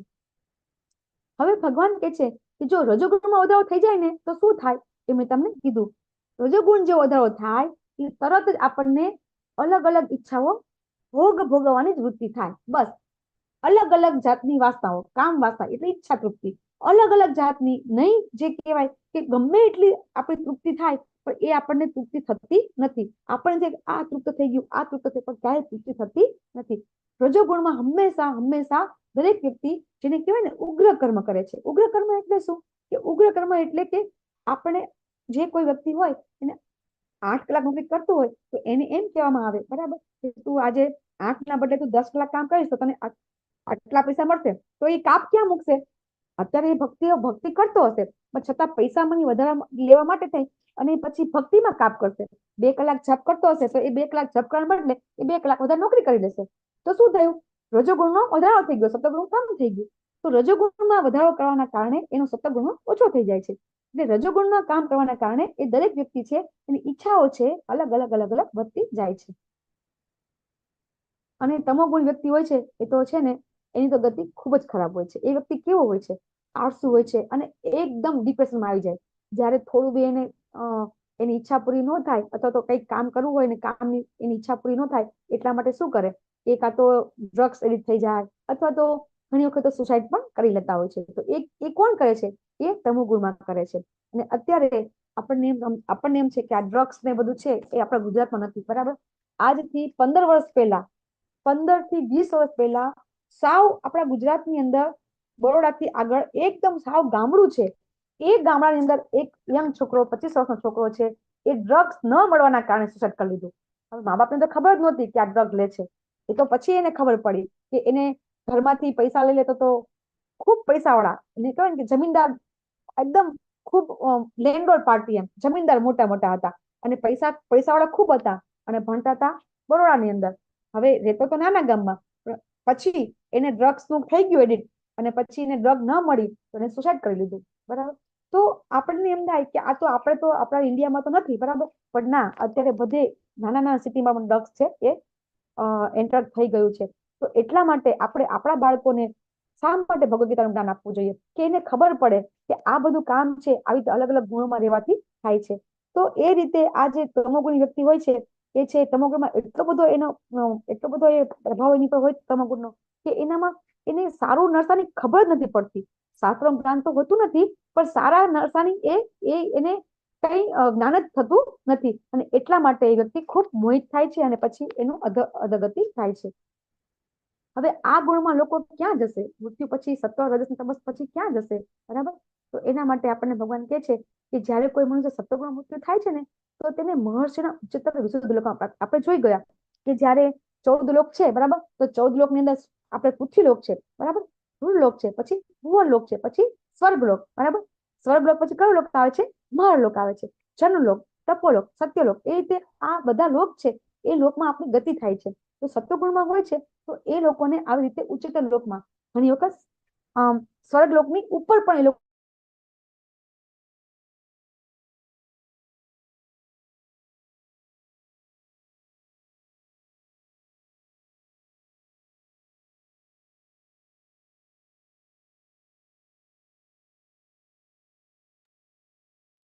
હરે કૃષ્ણ.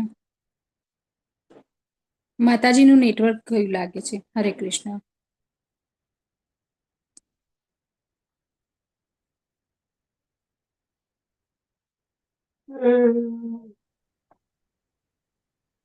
હરે કૃષ્ણ.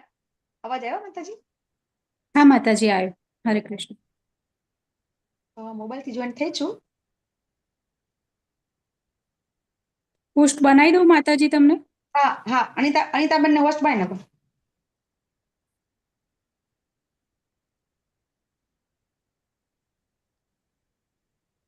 થઈ ગયા માતાજી. સ્ક્રીન તો નહીં આવે. આવશે માતાજી. હા, તમારે બે માતાજી જોડે. નીચે શેર છે ને એમાંથી થશે સ્ક્રીન શેર. હા.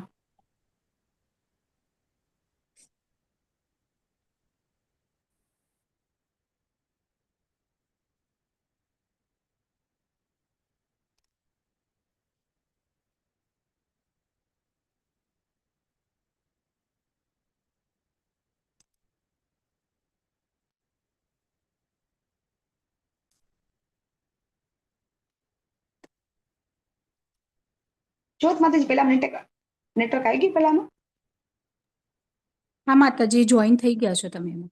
થઈ ગયું છે ને જોઈન? હા. સ્ક્રીન આવી રહી છે? નથી આવી માતાજી.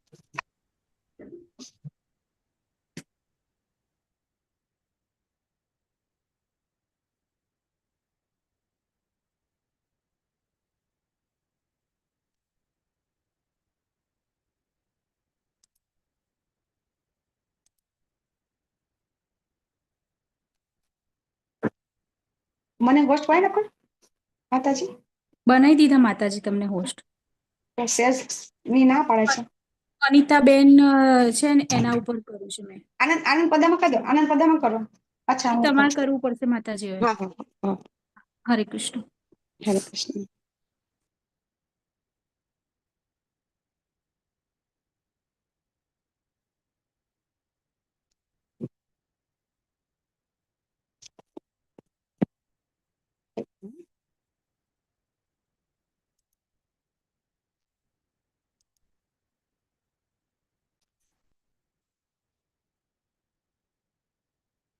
આવી ગયું સ્ક્રીન માંથી?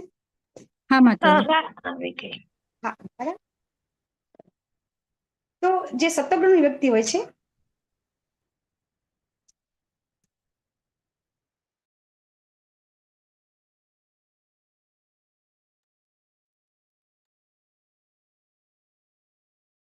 હરે કૃષ્ણ. આવી ગયો અવાજ માતાજી બરાબર?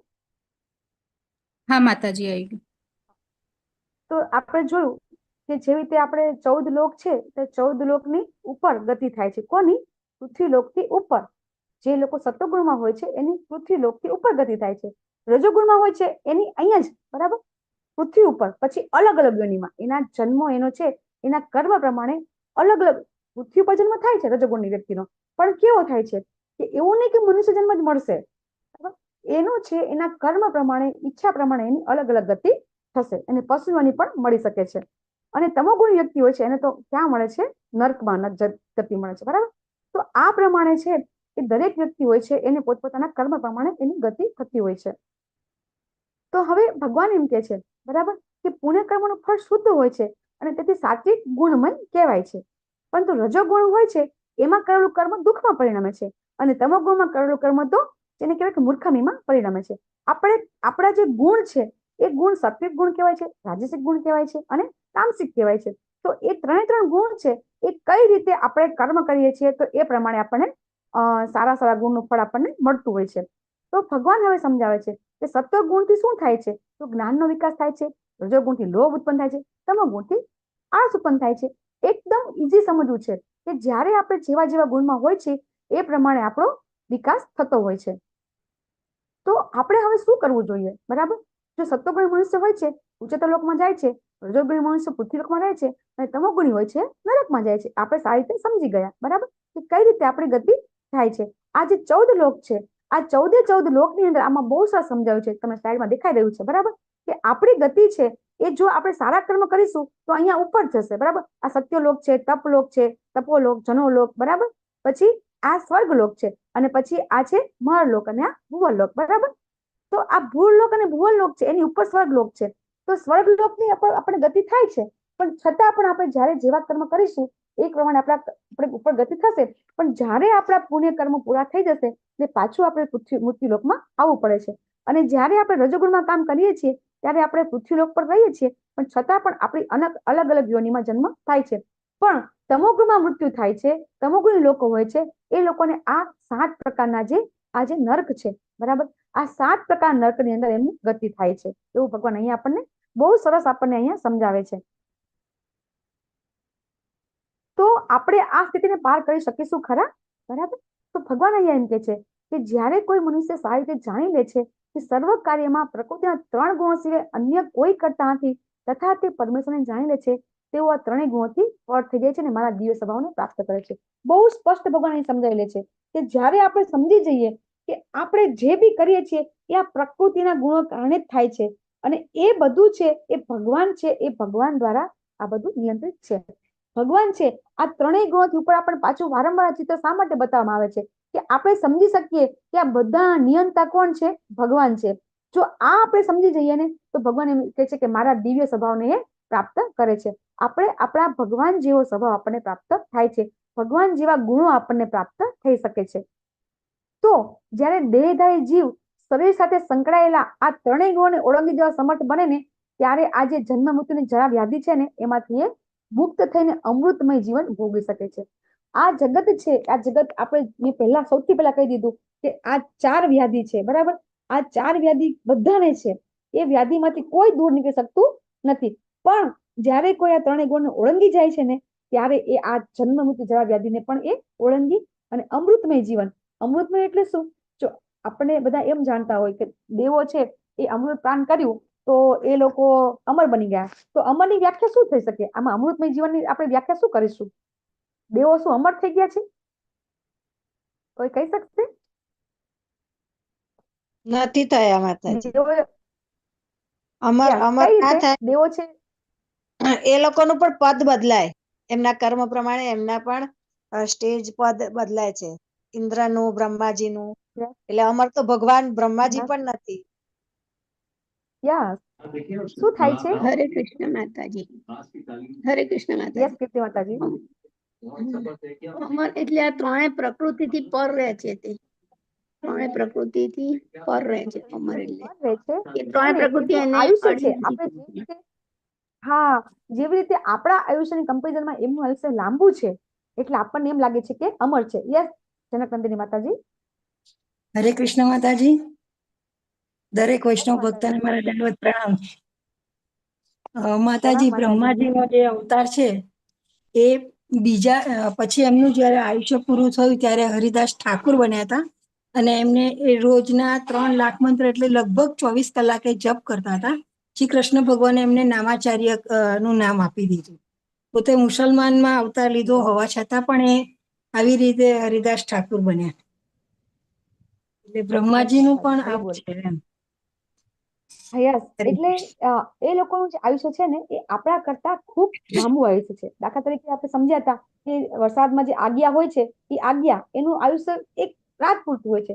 તો આપણી કમ્પેરિઝનમાં એનું આયુષ્ય કેટલું કહેવાય? ઓછું કહેવાય. તો એની કમ્પેરિઝનમાં આપણું કેટલું કહેવાય? બહુ મોટું આયુષ્ય કહેવાય. તો દેવી દેવતાનું આયુષ્ય છે એ આપણા કરતા ઘણું વધારે છે એટલે આપણને એમને અમર કહી રહ્યા છે. ખરેખર અમર તો ભગવાન કહે છે ને કે કોઈ નથી. બરાબર. હવે આ શ્લોકમાં આપણે સમજવાનું છે. ભગવાન શું કહે છે? મામચયો વ્યભિચારેણ ભક્તિ યોગેન સેવતે સગુણાન સમ્મતિ તે ત્યાન બ્રહ્મ ભૂરાય કલ્પતે. ભગવાન પાછું છેલ્લે પાછું આપણને એ શ્લોકમાં સમજાવે છે કે જે મનુષ્ય અવિચળ ભાવે કોઈ પણ સંજોગોમાં ચૂક્યા વગર મારી ભક્તિમાં પરવાળે રહે છે ને તે આ 3 ગુણોને ઓળંગી જાય છે અને બ્રહ્મપદ સુધી પહોંચી જાય છે. બ્રહ્મપદ એટલે અહીંયા આપણે શું સમજવાનું છે કે જે આપણો જે મેઇન ગોલ છે અહીંયા આપણે પહોંચવાનું છે. તો એ પહોંચવા માટે આપણે શું કરવાનું છે? 3 ગુણોને ઓળંગવાનો છે. આ 3 ગુણોને ઓળંગી અને ભગવાનની ભક્તિ અનન્ય, અવિરત, અવિચળ, અલગ એવું નહીં કે બીજા કોઈની, સતતમ કીર્તયંતોમાં જેમ સતત ભક્તિ કરવાની છે, અવિરત કરવાની છે, અવિચળ ભાવે કરવાની છે. આવી રીતે ભક્તિ કરશો ને ભગવાન તો કે છે મારી પાસે આવી શકશે. આ સિવાય બીજો કોઈ રસ્તો નથી. હવે હું જ તે નિર્વિશેષ બ્રહ્મનો આશ્રય છું કે જે અમર્ત્ય, અવિનાશી તથા સનાતન છે અને અંતિમ સુખની સ્વાભાવિક સ્થિતિ છે. હવે આપણે સમજવાનું છે કે આપણે જ્યાં જવું છે એ જગ્યા કઈ છે. આપણે 15મા અધ્યાયમાં પણ સમજીશું. બરાબર. તો ભગવાન એમ કહે છે કે હું છે ને એ છેલ્લો આશ્રય સ્થાન છે. હું છું. ભગવાન છે એ અંતિમ ગંતવ્ય છે. એ અહીંયા આપણે ભગવાન સમજાવે છે. જ્યારે કોઈ એમ કહેતું હોય કે જે કોઈ છે એ ભગવાનનું જે તેજ છે કે જેને નિર્વિશેષ બ્રહ્મ આપણે કહીએ છીએ, તો ભગવાન કહે છે એનું આશ્રય પણ હું જ છું.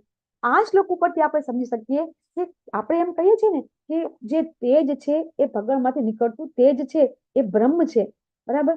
તો એ આ શ્લોક ઉપરથી આપણે બહુ સારી રીતે સમજી શકીએ કે ભગવાન પોતે એમ કહે છે કે એ તેજ છે ને એનો આશ્રય હું છું. તો એનો અર્થ એમ થયો કે જે આ તેજ છે ભગવાનમાંથી નીકળી રહ્યું છે. બરાબર. તો એ તેજની ઉપાસના છે ને એ તેજ છે ને એ પણ ભગવાન કહે છે હું છું. એવું ભગવાન અહીંયા આપણને સમજાવે છે. તો આ અહીંયા સુધી ભગવાન કહે છે તમારે પહોંચવું હોય, બરાબર, તો ફક્ત ને ફક્ત આ 3 ગુણો છે એના વિશે આપણે બરાબર સમજી લેવું પડે કે આપણે કઈ સ્થિતિમાં સ્થિત છીએ.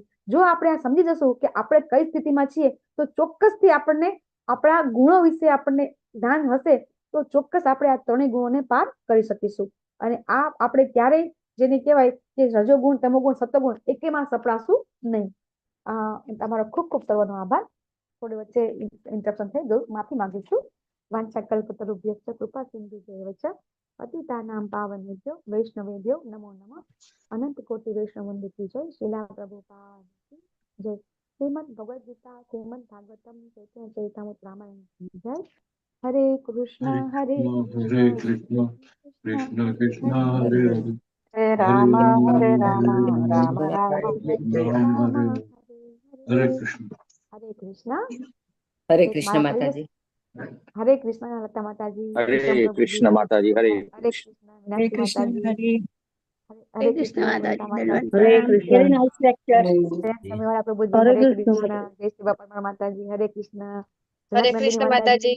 હરે પ્રભુ કૃષ્ણ જય. હરે કૃષ્ણ. માતાજી. હરે કૃષ્ણ. હરે કૃષ્ણ હરે માતાજી. કૃષ્ણ. હરે હરે કૃષ્ણ કૃષ્ણ માતાજી. માતાજી. માતાજી. હરે કૃષ્ણ. ખૂબ ખૂબ આભાર છે. આપણે એક માળા કરી લઈએ પહેલા. હરે કૃષ્ણ માતાજી. લાઈવ સ્ટોપ કરી દે.